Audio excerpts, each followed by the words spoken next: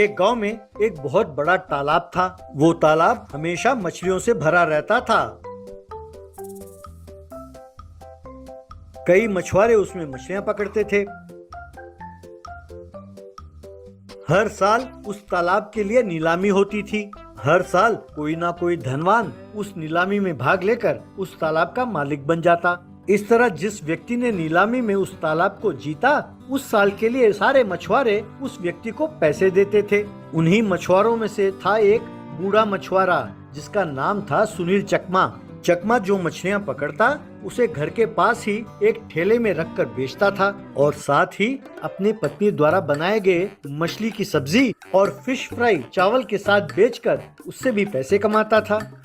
गांव वालों को उसका स्वाद बहुत अच्छा लगा, इसलिए सब गांव वाले आकर वहां पर खाने लगे। चकमा का बेटा था सुरेश चकमा। उसने डिग्री की पढ़ाई पूरी की थी। वो काफी तेज दौड़ता तो था ही और साथ साथ अच्छा तैराक भी था।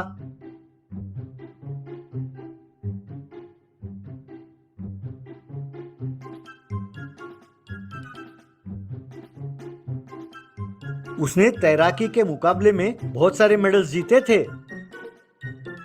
उसकी इच्छा थी कि वो अपने प्रतिभा के बल पर पुलिस में नौकरी ढूंढे।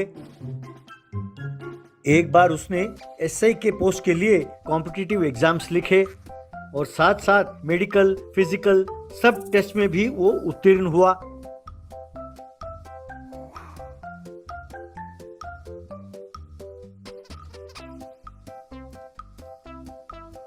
वो घर पर अपने पिताजी से, बापू, मैं परीक्षा में पास हो गया हूँ। इंटरव्यू की प्रतीक्षा कर रहा हूँ। मुझे उम्मीद है कि मैं वहाँ पर भी सेलेक्ट हो जाऊँगा। बस तब तक ये ध्यान रखना होगा कि मेरे खिलाफ कोई पुलिस केस ना हो। तब पिताजी, अच्छा ऐसा है बेटा, तो जरा ध्यान से रहना बेटा, तुम किसी से झगड़ा ना बोलना। तब माँ, अरे तुम भी बड़े अजीब हो। मेरा बेटा क्यों लड़ने लगा किसी से भला? मेरा बेटा किसी के साथ लड़ाई झगड़ा नहीं करता। आओ बेटा, खाना खा लो। एक बार नीलामी में नायक नाम के व्यक्ति ने उस तालाब की बोली लगाई। ये देखकर गांव वाले परेशान हो गए, क्योंकि नायक बहुत बड़ा गुंडा था और बहुत लालची था। नायक गांव वालों से, हाँ, आज से ये तालाब मेरा है। अब से जो भी मछली बेचा जाएगा उन पैसों का आधा हिस्सा मेरा होगा। अगर तुम लोगों ने आनाकानी की तो पड़ोसी गांव वालों से कहूँगा कि आकर मछली पकड़ लें। तब सुखेंद्र चकमा, नायक जी, ये तो ज्यादती है। अगर आधा हिस्सा हमने आपको दे दिया तो हमारे लिए क्या बचेगा? इससे पहले साल भर के लिए पैसे निर्धारित किए जाते थे, हम वही भरते थे, और अब अचानक ये नया रूल। तब नायक, ए बुढ़ाओ, जो हुआ उससे मेरा कोई मतलब नहीं। अगर तुम्हें मेरी बात मंजूर हो तो उतरो तालाब में, वरना रहने दो। तब मछुआरों को गुस्सा तो आया, पर उन्हें मजबूरन मानना पड़ा। सुरेश चकमा भी बहुत दुखी हुआ। इस तरह उस दिन से सब मछुआरे जो मछली पकड़कर बाजार में बेचते थे,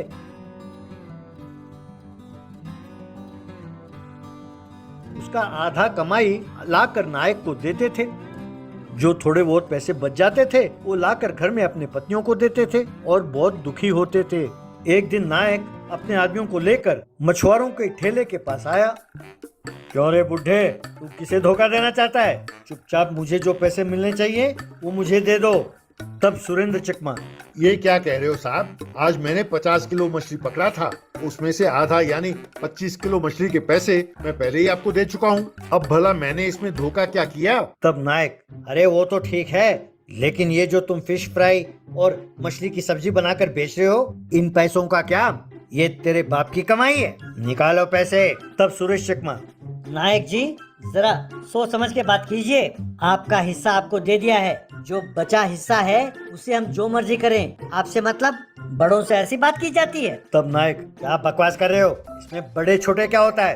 कल से खबरदार जो तुम तालाब में उतरे, ये मेरा हुक्म है, कहकर अपने आदमियों से, अरे तुम लोग देख क्या रहे हो, हो जाओ शुरू। यूं कहते ही उसके आदमियों ने ठेले को उल्टा किया और सारा सामान उठाकर फेंक दिया।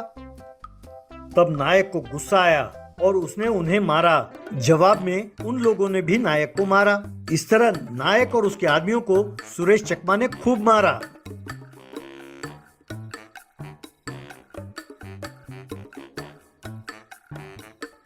नायक सीधा पुलिस स्टेशन गया और सुरेश चकमा के खिलाफ उसने कंप्लेंट दर्ज कराई।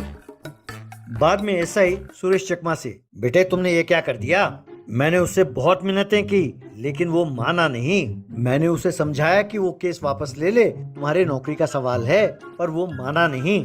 अब तुम्हें नौकरी मिलना मुश्किल है बेटा। ये सुनकर चकमा बहुत दुखी हुआ। घर लौटकर उसने घर वालों से ये बात कही। घर वाले भी ये सुनकर बहुत दुखी हुए। उस दिन से बाप और बेटे मिलकर मजदूरी का काम करने लगे।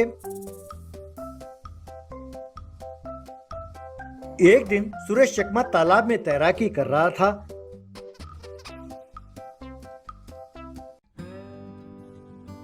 तभी उसे पानी के अंदर एक दरवाजा नजर आई।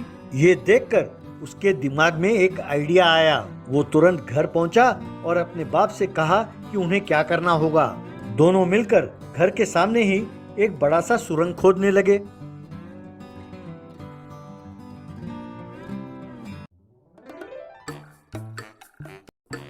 यूं खुदाई करते करते वो एक दरवाजे के पास पहुंचे। सुरेश चकमा, बापू, यही है वो दरवाजा जिसके बारे में मैंने आपको बताया था। अगर हमने ये दरवाजा खोला तो ये सारा पानी अपने घर के पास आ जाएगा। फिर हम घर बैठे बैठे मछलियाँ पकड़ सकते हैं। लेकिन इसकी खबर नायक को नहीं मिलनी चाहिए, वरना मुसीबत हो जाएगी। ऐसा कहा। पिताजी मान गए। तब सुरेश चकमा ने वो दरवाजा खोला। बस उस सुरंग में पानी भर गया। वे दोनों तैरते हुए बाहर निकले। बाद में घर के पास ही उस सुरंग का एक दरवाजा बनाया और अपने ठेले को उस दरवाजे के ऊपर खड़ा किया। जब भी मछलियों की जरूरत होती तो सुरेश चकमा उस सुरंग के अंदर जाता और तैरते हुए जाकर मछलियां पकड़ कर ले आता। उन मछलियों को लाकर वो ठेले के ऊपर रखता और उन्हें बेचता। तब माँ उन मछलियों का सब्जी बनाती। इस तरह उनका धंधा खूब चलने लगा और वे खूब पैसे कमाने लगे। एक दिन नायक पुलिस को लेकर उनके ठेले के पास पहुंचा। नायक, एसआई साहब, इसने अपने घर के नीचे एक सुरंग खोदा है, फिर तालाब के सारे मछलियों को यहीं से पकड़कर वो बेचता है। अगर यकीन ना हो तो आइए मैं आपको दिखाता हूँ कि वो सुरंग कहाँ है। ऐसा कहा। यूं सब मिलकर उस सुरंग के अंदर गए। अंदर मछलियाँ देखकर पुलिस हैरान रह गई। बाहर आकर एसआई नायक से, नायक, मैं दूसरे पुलिस वालों की तरह रिश्वतखोर नहीं हूँ। इस गांव के पुलिस स्टेशन में चार्ज लेते ही मैंने पुराने केस सारे खोदे। मैं समझ गया कि तुमने जानबूझकर इसके खिलाफ नकली केस दर्ज किया है। अगर ये अपने घर के नीचे सुरंग खोदें और उसमें पानी आ जाए तो इसमें इनकी क्या गलती है? तुम्हें जेल के अंदर डालकर अच्छी तरह पिटाई करें तब जाकर तुम सुधरोगे। कमीने, भैया सुरेश, मैंने कल ही डिपार्टमेंट को लेटर लिखा है कि तुम्हारे खिलाफ नकली केस दर्ज किया गया है और तुम्हें दोबारा इंटरव्यू के लिए बुलाया जाए। Wish you all the best कहकर नायक को गिरफ्तार करके ले गया।